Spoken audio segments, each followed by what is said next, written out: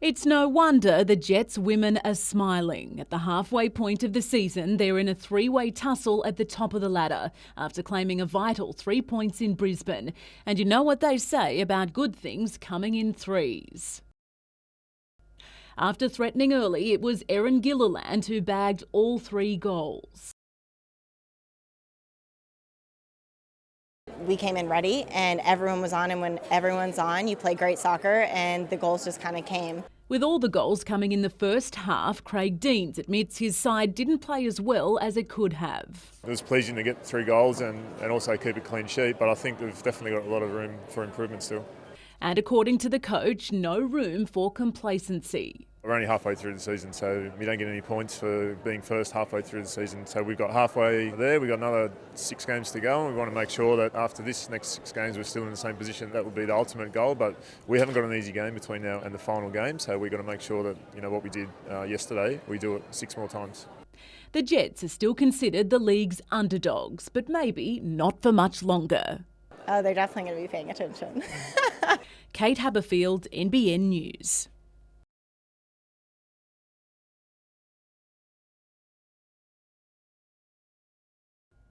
Newcastle lost Joe Price early, but his skipper went on with the job.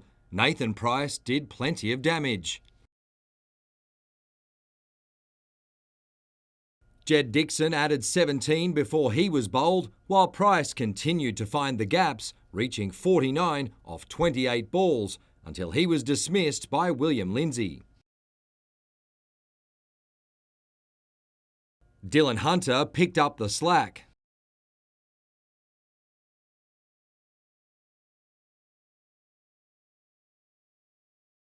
Despite 3 ducks in the lower order, Newcastle scored 169.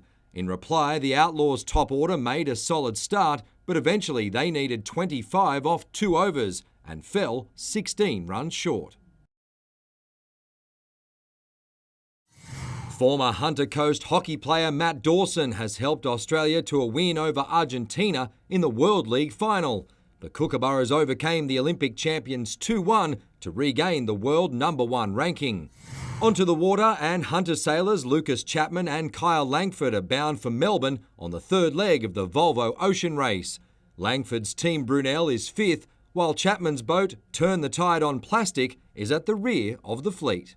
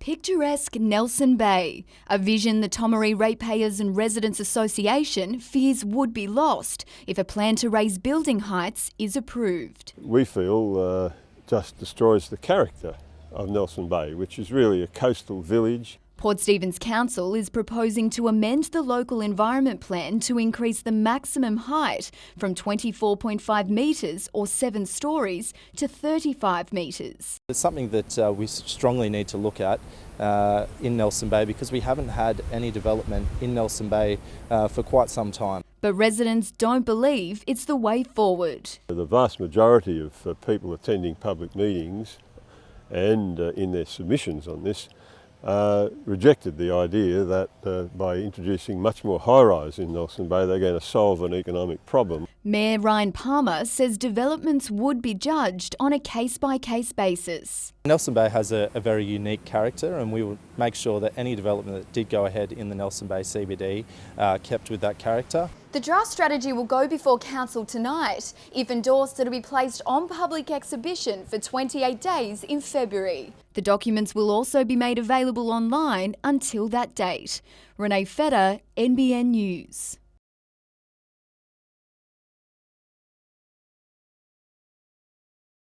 It's the latest major development for Newcastle, a $35 million project at 35 Honeysuckle Drive. I think it's an exciting time. People are seeing the potential. Set on harbourside land, the proposal includes 92 apartments, 158 car parking spaces and just over 1,500 square metres of retail space. Making sure that we're not only just delivering apartments, we're delivering jobs. Construction will create 246 jobs. Once complete, there'd be 76 ongoing retail positions. It's the latest in a long line of developments, transforming the once industrial precinct into a modern cityscape. And a lot greater use of that, blending the public space into the private areas. Doma Group now has 4 projects in the precinct. Along with this one, there's the $58 million Loom Apartments due to open mid-next year, the $45 million Little National Hotel set for completion later 2019, and the already completed Addition offices. But it's not all about development at Honeysuckle. But at this point in time, our focus is now firmly back on public space, improving the whole Cottage Creek precinct, improving that water's edge and really making sure that we're getting the best outcome possible. Approval is still needed. That's expected by the end of next year, with construction to begin mid-2019. Tyson Cottrell, NBN News.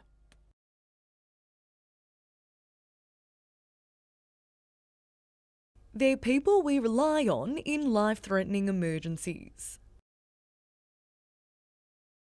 And while this is only a simulation, it's technology like this helping city paramedics stay ready. We get called to 7,000 cardiac arrests a year. A rural paramedic might not be called to any cardiac arrests, but tomorrow they might. And that's the issue. An issue which could soon be a thing of the past. Today, the biggest donation in HMRI's history was announced, $5.2 million to improve the training of paramedics in remote areas.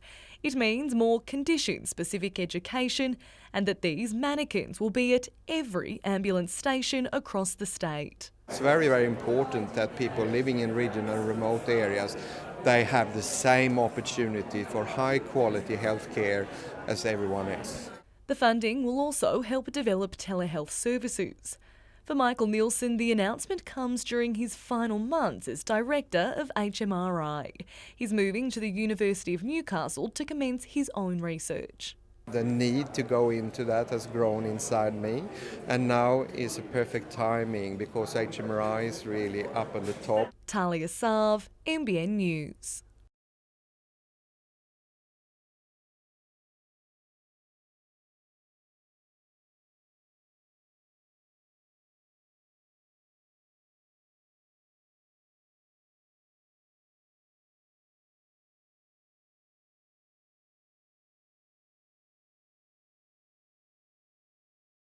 If children can't read, my hope as a mum and obviously someone who's a road safety activist is to attract children's attention to say, Mum and Dad, what's that? Or Mum and Dad see that. And drivers, the messages are for all road users.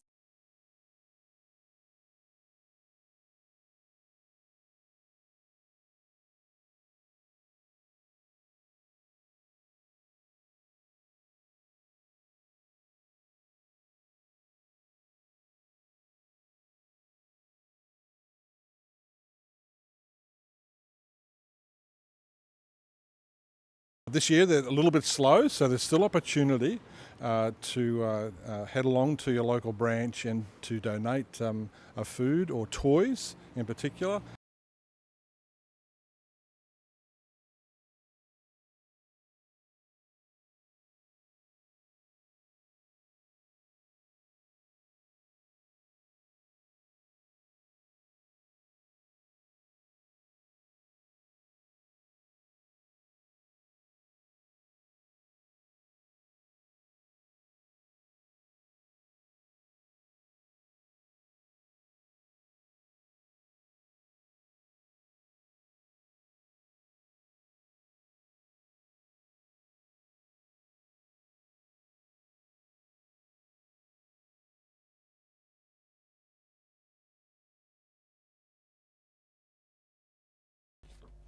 He'd only just returned from injury, but it didn't take long for the star striker to be struck down again. Roy O'Donovan signalled to the bench that he was good. But today it emerged that wasn't the case. We've had a bad run and again another top-level striker.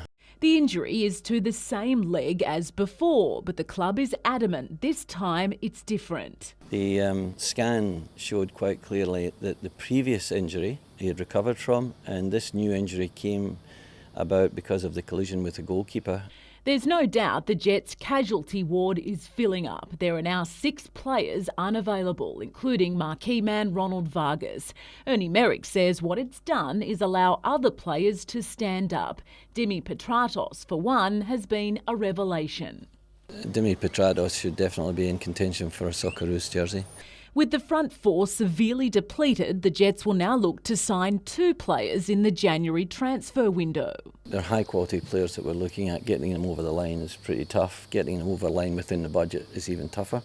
The club won't reveal who it's considering, only those it's not.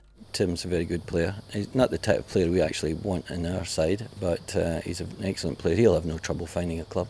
Injured defender Daniel Georgievski is likely to be out for another week. As for the others, they should be back for the finals if Newcastle can maintain its position in the top 6. In March, we're going to have a fantastic setup, a lot of good players, and everyone will be back. Kate Haberfield, NBN News.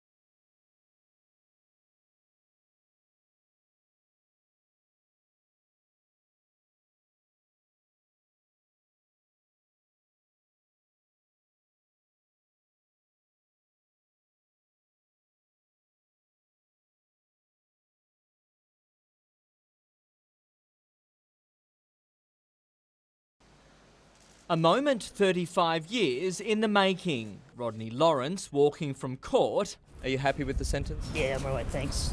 Leaving a family seething. How are you feeling personally? I'm gutted. Totally gutted. The only person charged in relation to the 1982 cold case murder of Elizabeth Betty Dixon, 66-year-old Lawrence was sentenced to a minimum jail term of 18 months and 5 days. Having already served that time in custody, Lawrence left a free man. A man that did a lot of things that were very, very wrong gets away scot-free. Lawrence always maintained another person was responsible for the brutal murder of Ms Dixon, but admitted to dumping the 31-year-old's body in her car in bushland at Ashtonfield in 1982. She was found with her hands tied behind her back, suffering 27 stab wounds and head injuries. Supreme Court Judge Ian Harrison found Lawrence was put in an unexpected and unwanted situation when he was threatened and coerced by the murderer. Excuse me, I don't make speeches. But he criticised Lawrence for staying silent for 20 years when he knew he was the only person with knowledge or information about what occurred. Justice Harrison said there was simply no evidence to prove Lawrence was remorseful, and that although he no doubt carried a heavy burden of knowledge, Ms Dixon's family would have been tormented on a daily basis. We've just done everything we can and there's nothing left we can do. Tyson Cottrell, NBN News.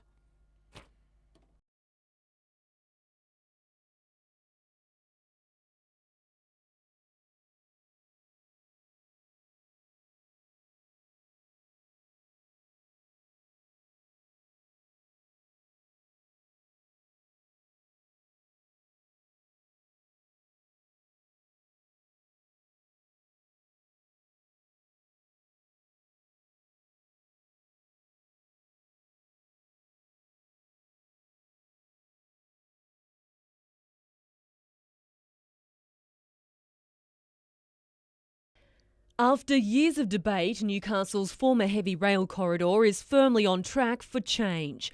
Last night, councillors voted to allow the land between Worth Place and Watt Street to be developed for a number of uses.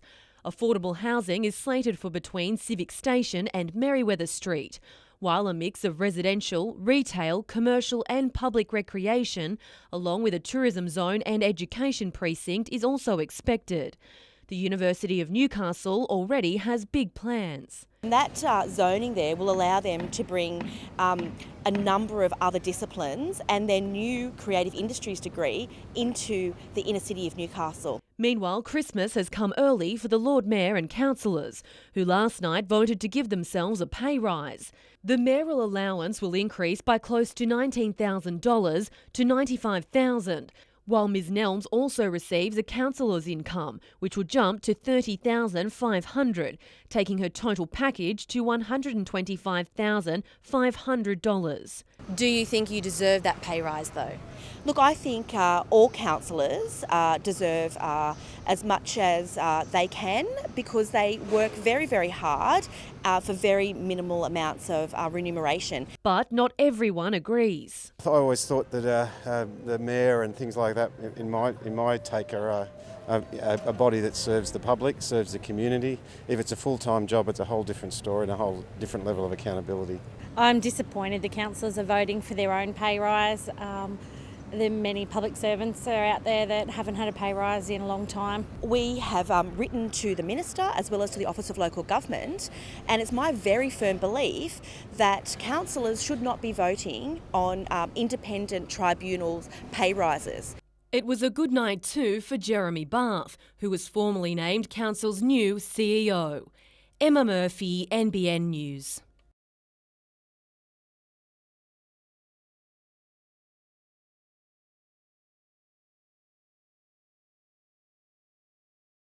It's about 40 minutes from the mines, it's 20 minutes from the port, so it allows us an opportunity to support the customer base from a field service and inventory perspective.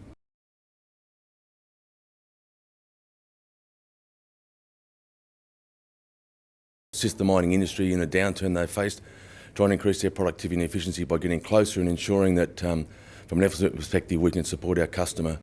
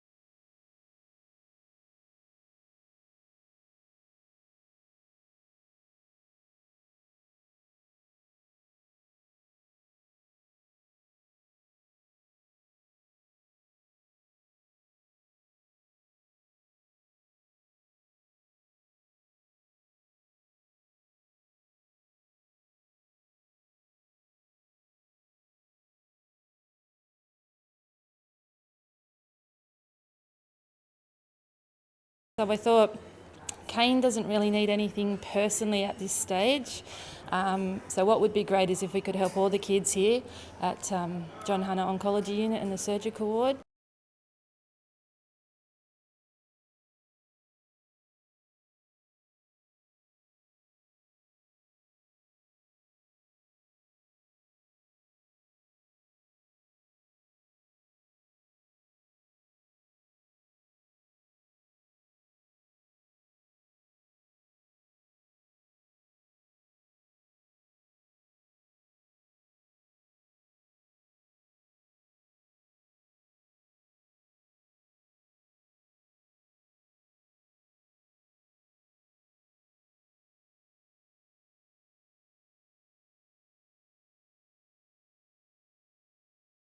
He was a teen prodigy, making his A-League debut against the Mariners at just 16. It was unbelievable. There was a very big crowd there, there was lots of supporters, and it's just a magnificent feeling. Almost a decade on, Ben Kanorowski notched up his 150th game for his hometown club last weekend, setting a new record for most appearances in Jets colours. To be able to put that jersey on that many times and go out and compete and fight for what it is to be a Newcastle Jets player, it's a great feeling, and I hope it's 150 more to come. He knows better than most about the franchise's trials and tribulations. In his time, he's had 8 coaches and 4 ownership changes. But Kanorowski believes the Jets have finally put the off-field turmoil behind them. Now I think it's a lot more stable, so that it goes through the whole squad as well. I think you can see that in our performances. He's not the only one kicking career goals. Former Jet turned Mariner Andrew Hull will join the 100 club this weekend against the Wanderers. It goes so quick, you just take each game as it comes, play each game, so you don't really keep tally on the games itself. So yeah, it's a nice achievement. Meredith Gibbs, NBN News.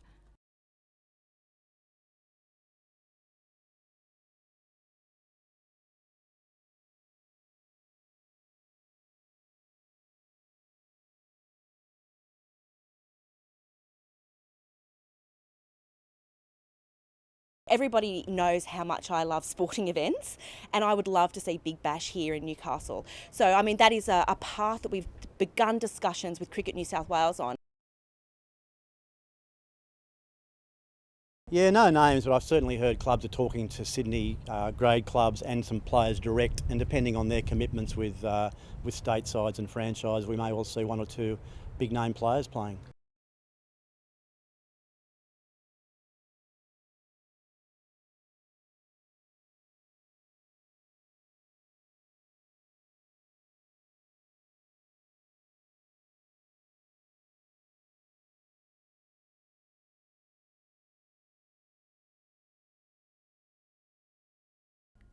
"14 long years without a podium finally came to an end for Hunter at the Interbranch titles last weekend. Got the monkey off our back and got away from that 4th position that we've been holding on to ever so tightly for so long. There was a lot of age groups that we just dominated in younger age groups, which we haven't in previous years. So yeah, that's really exciting for the area.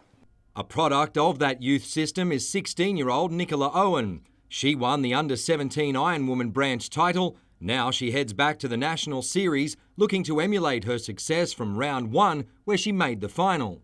I really didn't expect it, but I'm happy with my results so far, so trying to continue throughout the season. Daniel Collins was unexpectedly outclassed in the Interbranch Open Ironman. Heading into round 3 of 6 of the National Series at Wollongong, he's keen to improve on a 6th-place finish at Coolum in November before enjoying the Christmas break. It's a really long season this year with our Aussie titles not until late in April. So yeah, just building throughout the season and trying to sharpen up as we get towards the last couple of rounds.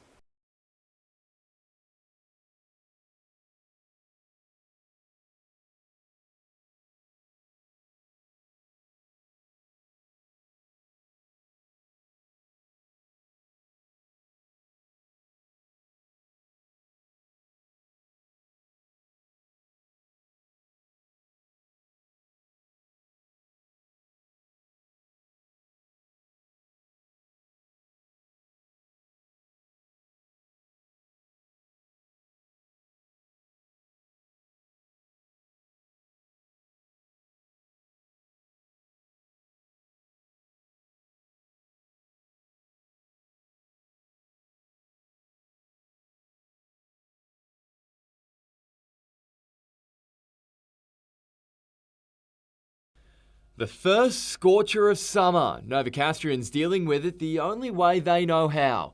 The beaches were packed, and with the Merewether baths closed for cleaning, crowds on the sand were far bigger than the average Thursday. Plenty sought relief out of the sun, and we better get used to it. The heat will remain into Christmas. It's affecting all of inland New South Wales, throughout Queensland, crossing the border in towards the red centre. So it's growing, it's getting bigger and bigger, and that's why we're going to see a very long hot run. With the sea breeze blowing by the coast, Nobby's only peaked at 26 degrees today, but further inland it was roasting. The western shores of Lake Macquarie hit 39, Williamtown cracked 40, so too did Maitland and Cessnock, while Tocal hit 41 degrees. Relief still hours away. The change isn't going to come through until the early hours of tomorrow morning, probably arriving on the Central Coast Greater Hunter region just after 2 a.m. So in between 2 and 3 o'clock we'll see some relief, but it's not a particularly strong southerly at all.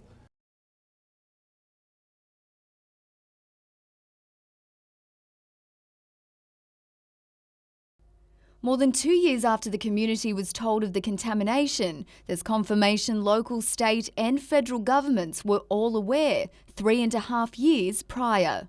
A document released under Freedom of Information shows on the 10th of May 2012, Defence representatives visited the EPA in Hunter Water to brief them on the recent discovery of PFOS and PFOA in the stormwater and groundwater at RAF Base Williamtown. Another states that similar discussions were held with Port Stephens Council on the 31st of May 2012. Every authority has known, but they just have not shared that information with the residents who should have been told. It's sickening and it's wrong.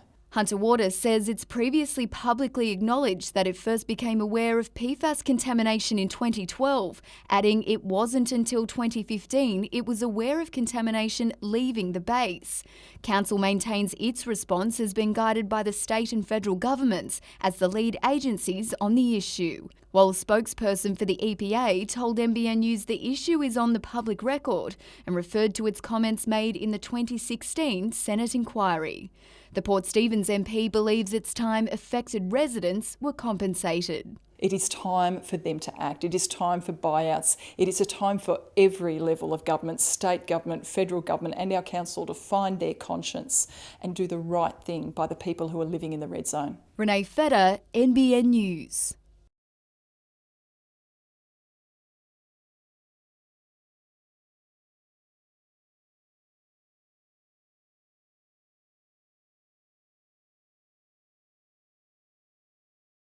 It's so satisfying. Like, I never imagined to be topping the state in a subject, and I did spend a lot of time on design and technology, so it is really good.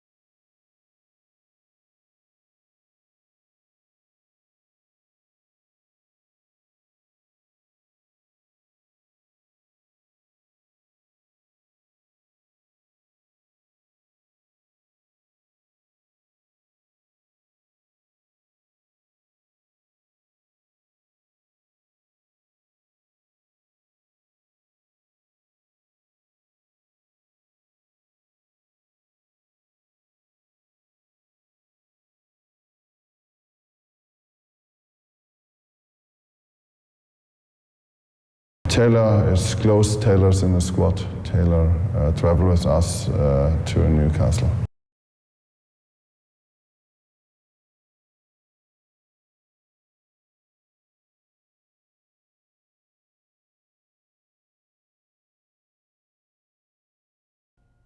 Kerr was recently voted Australia's favourite sporting personality for 2017.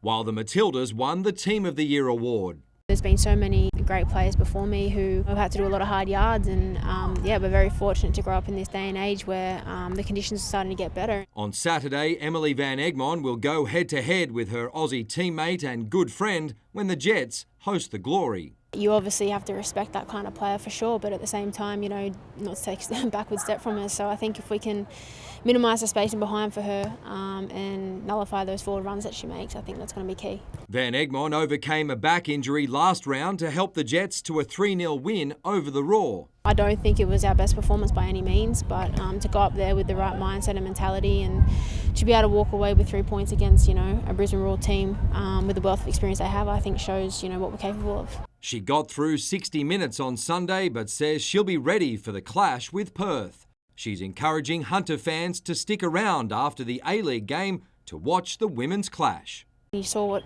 we did when the Matildas were up here against Brazil, so why not come out and have a watch? Mitchell Hughes, NBN News.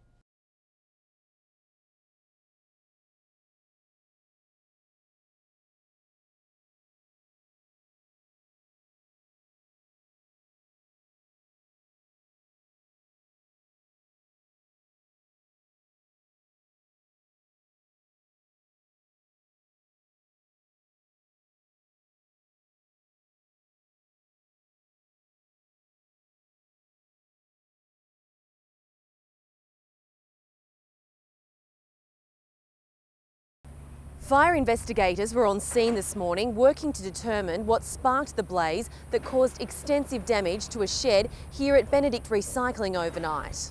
Emergency services were called to the Mayfield West business just before 9 after the fire broke out. No one was on site at the time. The company today telling NBN News yesterday's extreme temperatures caused the fire, something police are still working to confirm. It's not the first time fire has broken out at the site this year. In September, a pile of material was found smouldering, prompting an emergency response.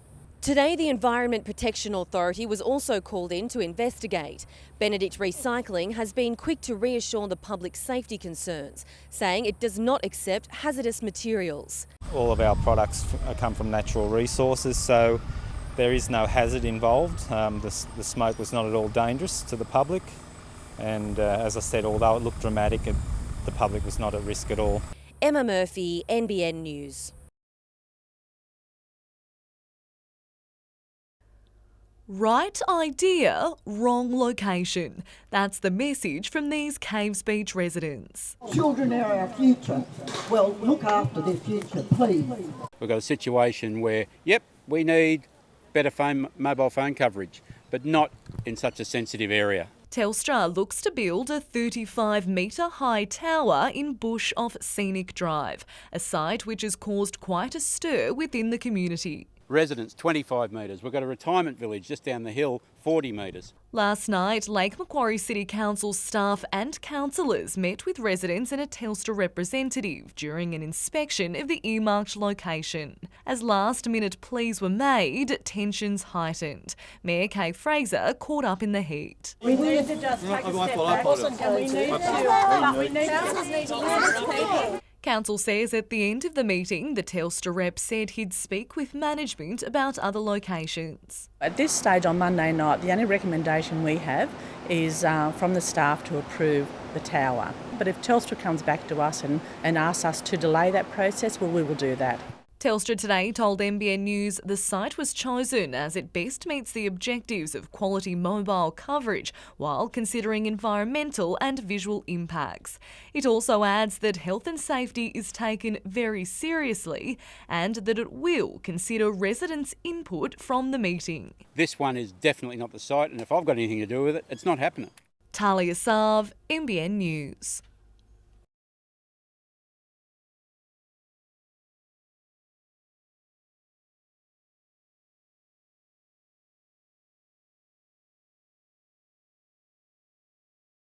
showcases our beaches internationally and nationally, and also brings in some of the best competitors. So we'll see some of our young subsurfers, our young surfers, that'll see some of these surfers going around, and it'll excite them, and hopefully it promotes the sport even more.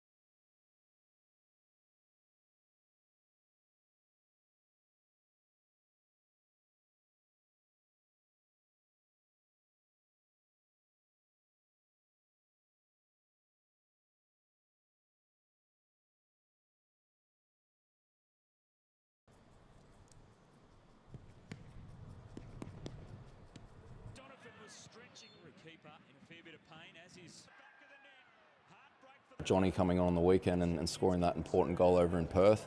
Joe Champness I'd never heard of, to be honest, before I came here, and he's been sensational. So we've also got Mario Chabot, Devante Clute. The young guys that are coming on and in and around the squad are bringing more than people realise.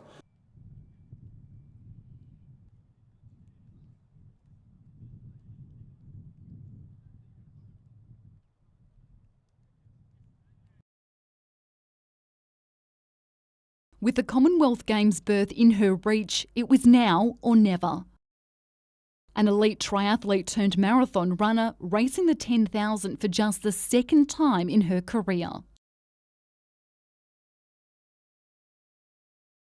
Chasing her dreams, the Newcastle product left nothing in the tank.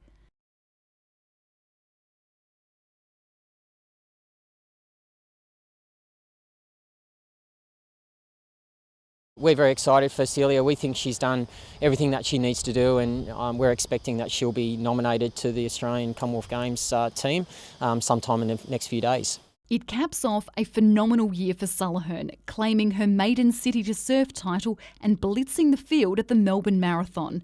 Despite her stellar season, she fell short of the Australian marathon team, turning her focus at the last minute to the shorter distance. She only made a decision to do this a week ago, so that makes it even more amazing, her result. We're all getting goosebumps. We just knew once the race sort of got tough and the other girls were feeling uncomfortable, that's when Celia's strengths really shine through.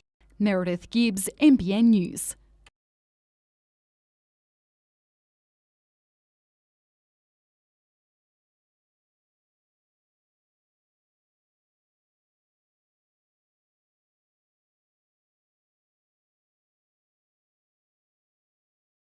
Good year on the European Tour, finished 44th on the Order of Merit. I think it was 4 top 10s, 3 final groups, so really good experience and really had to consolidate on that in 2018.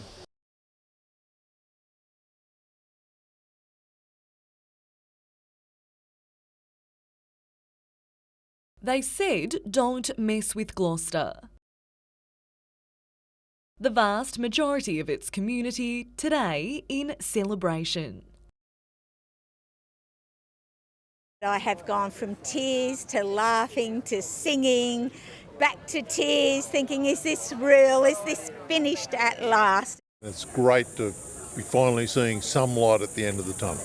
The State's Planning Assessment Commission yesterday rejected a development application by Gloucester Resources Limited for the Rocky Hill coal mine. A decision based on environmental grounds, as well as its visual effect and the project not being in the public interest. It follows a very long and public battle by local action groups. It should have been stopped 10 years ago in its tracks, and none of the residents should have had to endure what they have had to go through. The group says while the fight is over, the battle is not won just yet. A petition is circulating urging the state government to buy back GRL's mining licence. We should not have to deal with this for 1 second longer. We should be able to move on with our lives. In a statement to NBN News, GRL says the decision didn't come as a surprise and that they'll pursue every opportunity to progress the project. We've got it this far, we're not going to let it go now. Talia Sarv, NBN News.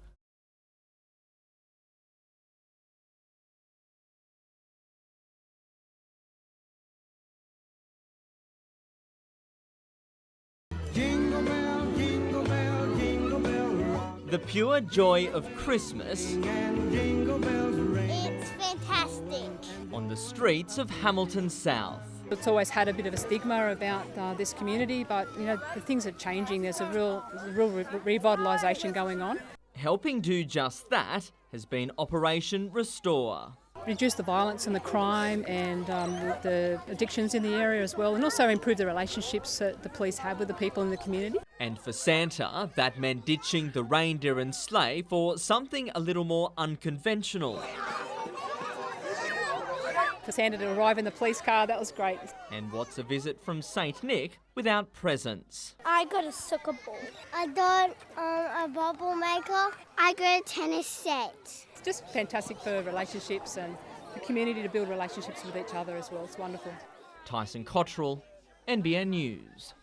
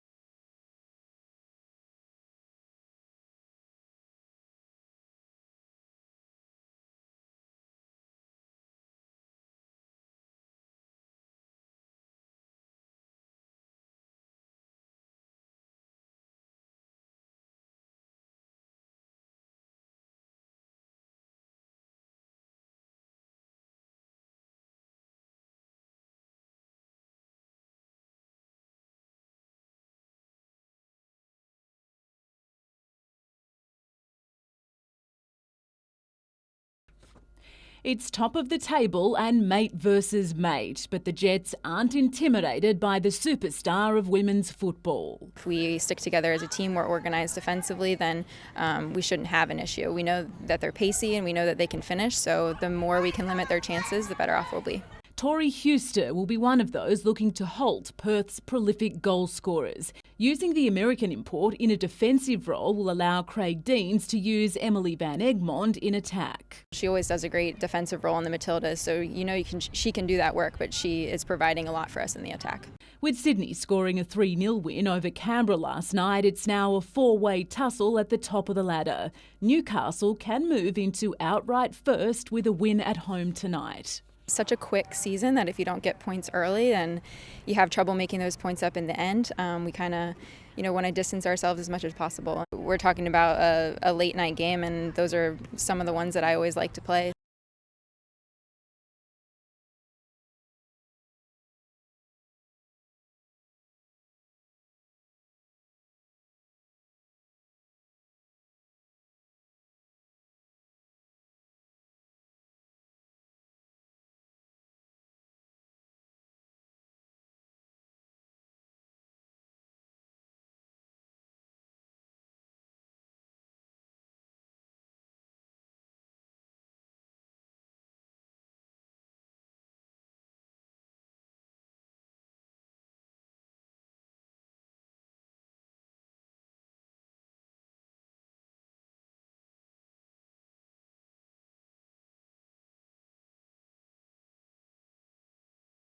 When I was playing, I had to stop at 12 and then come back when I was 16, 18.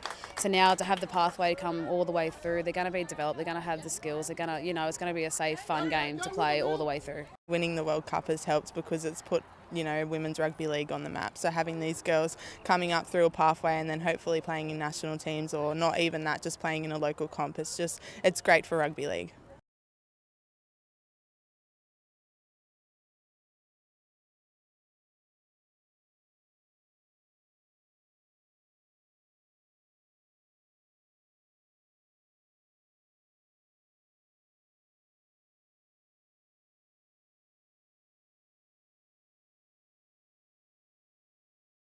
maybe catch a few big waves, do some surfing, be pretty fun.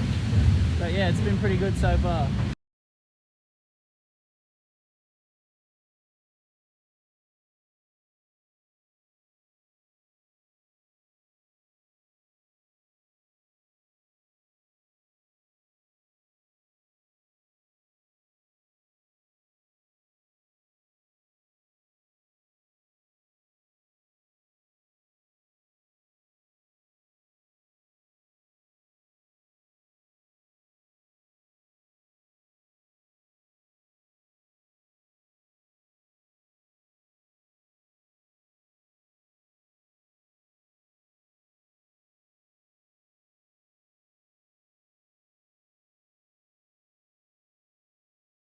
The smiles say it all. Sporting skills from tackling to passing, bringing so much joy. But this is no ordinary skill session. Sense Rugby is a rugby-themed occupational therapy group. We run it for kids with special needs, sometimes kids with autism, sensory processing disorder, and even just a little bit of anxiety around getting into sport. The brainchild of rugby 7-star Jesse Parahy and his wife, paediatric occupational therapist Carleen.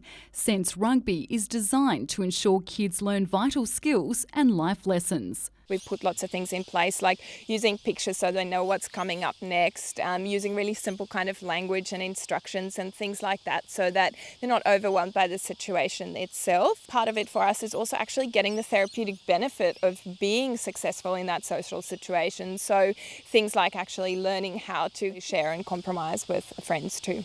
A big hit with kids of all ages. It's already had success on the Central Coast, in Newcastle and the Central West. Now it's kicking off at Lake Macquarie. If we can get them integrated into club rugby or club soccer or whatever we need to get them into to get them participating out, running around with their friends, we'll do it. Meredith Gibbs, NBN News.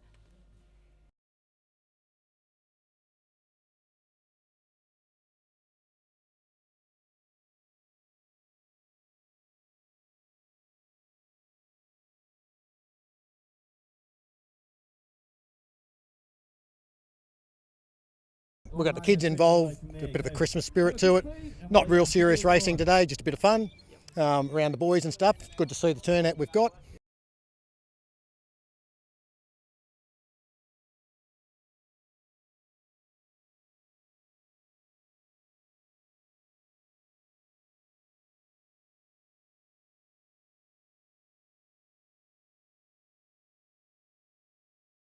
The Jets are missing a handful of big-name attackers, but Andrew Naboot continues to carry the load up front.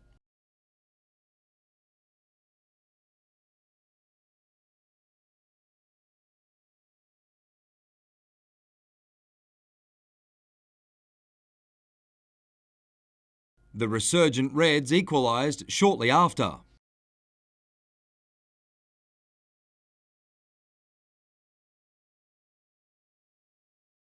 But there was more drama to come as Newcastle was awarded a penalty. Dimi Petratos gave the Jets the win. Some you win, some you lose. The referee says a penalty, and then they go upstairs and they check with the video. He says a penalty, and it's, I guess, a penalty. And I thought Dimi took it really well. The Jets now have more points after 11 rounds than they did all of last season. We're picking up points playing sort of average football. Imagine if we play good football. The video referee also caused controversy at Gosford as the Mariners hosted the Wanderers. 2 players and a coach were shown red cards for the Central Coast. The home side lost 2-0. In Perth, the Glory grabbed the win courtesy of Spanish import Diego Castro. And in the W League, Sam Kerr proved why she's a fan favourite as Perth and Newcastle drew 3-3. Kerr scored a second-half hat-trick, then unleashed her now famous goal celebration.